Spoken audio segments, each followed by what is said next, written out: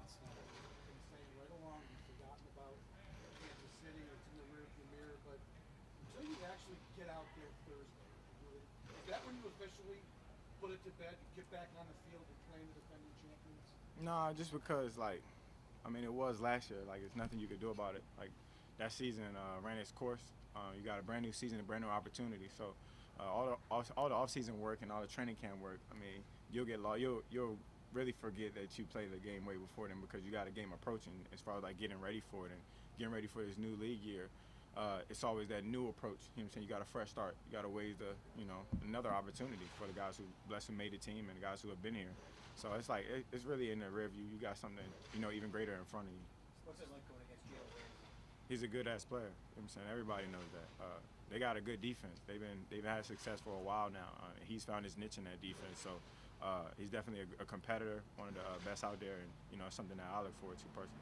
Stefon, with Isaiah McKenzie, it seems like the conversation is always about the lightheartedness and the joking around that he does in the locker room, and everybody gets a kick out of all of that. But from a pure football perspective, he's in line to be an important part of this offense. Yeah. What have you seen from him in his development that gives you confidence that he can step into that slot role where Cole was so good for you and give you quality snaps that you need from that spot? His consistency. I mean, I know the media, you kind of get lost in the good times of it and the jokes of it, but he works extremely hard. Like, one thing about Lil Dirty, he puts a lot of time in. He's super fast. You know what I'm saying? He's dedicated to his craft, and he's been consistent. That's why you can trust him. That's why you can hang your hat on that. Lil Dirty is going to do his job. I know we kind of make a lot of jokes about him, and we kind of say a lot of things about him besides him being dirty, but you can hang your hat on. He does work extremely hard. He's a grinder, and I think Coach McDermott and the staff knows that he's a guy that puts the time in, so that's why they trust him. Have you thought at all what it's going to be like to be on the field and watch the banner get raised there, and just kind of what the atmosphere is going to be like? Not too much, because I live in a different space. Like, I ain't a hater. You know what I'm saying? I ain't that kind of guy. Like, that type of stuff should not only push you, but really motivate you. You know what I'm saying? Those guys put in a lot of time and a lot of effort to get to where they were, and they were blessed to get a ring. You know what I'm saying? Everybody that's chasing one, you want that feeling. So I'm not a hater. I don't live in a space of you know what I'm saying? Like, I don't know. Like, I just, you know what I'm saying? If anything, it'll motivate me and it'll inspire me to go even harder. Steph, I know you said Chad Hall is one of the coaches you've ever had. Yeah, for sure. Aside from Keenan McCarter, that's my guy too. But probably just the mental part, the mental aspect. He'll get you in the right mindset. He'll get you prepared for the game, and then it allows you to play free. You know what I'm saying? He's not a coach that's out there yelling at you, screaming at you. I know nobody's perfect as far as as a receiver.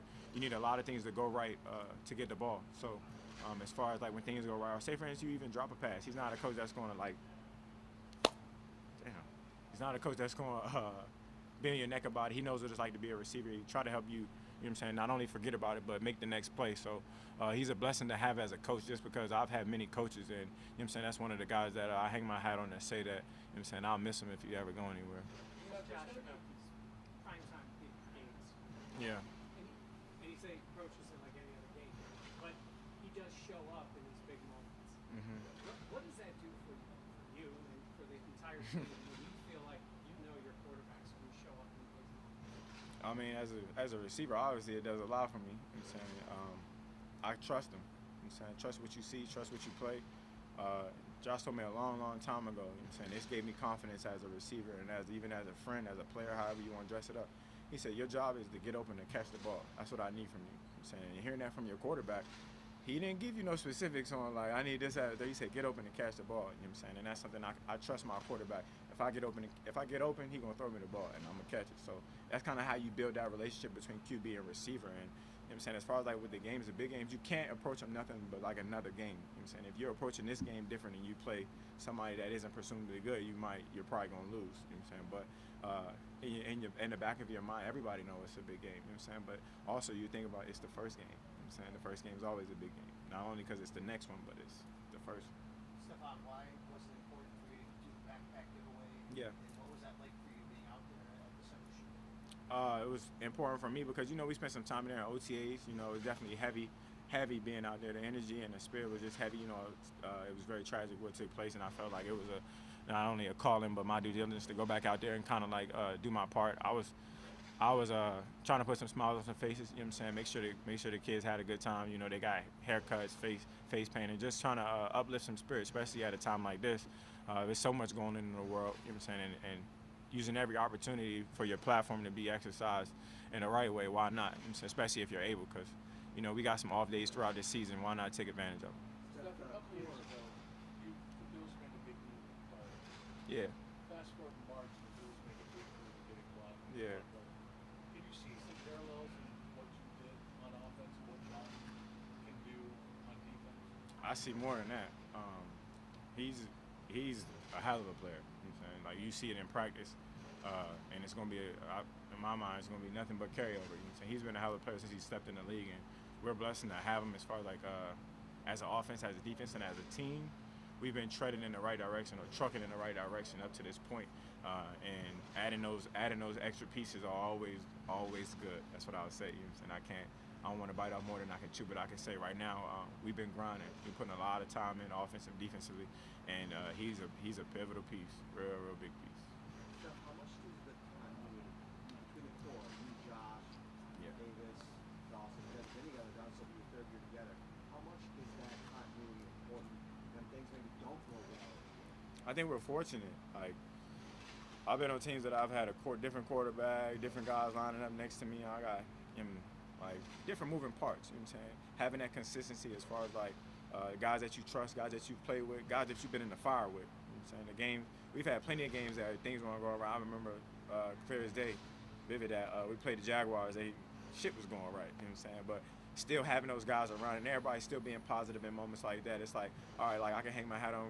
Your guy's not gonna give up on you. Nobody around you gonna give up on you. You know what I'm saying? As a team, you don't hang your head low. You know what I'm saying? You got motivators and you got guys that will forever had that chip on their shoulder. So having that, I guess, like cohesiveness too as well. You know what I'm saying? We've been playing with each other for a while. You know what I'm saying? Pause, but it's a lot of it's friends out there. You know what I'm saying? Friends having fun, and I like that.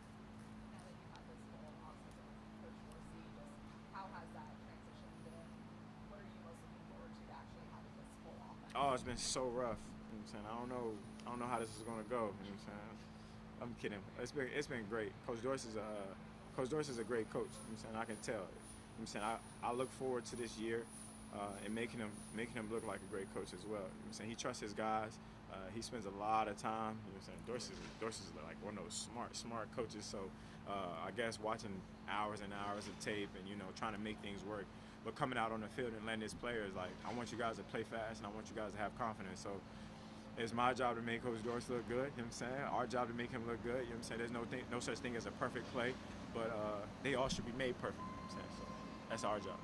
Any thoughts on the top 100 of the NFL and maybe somebody that was ranked spots ahead of you? Who, my brother? Yeah, he's a baller, man. I mean, I attribute it to like a lot of grind and a lot of hard work. I think he's a hell of a player. There's a lot of guys in front of me, but considering my little brother, I'll take it over anybody. So, shout out to him. How many players is it in the league? I think like 1,400 or something. So, to be on the list is a blessing, and to see my brother on there, even better. Thank you. Thanks.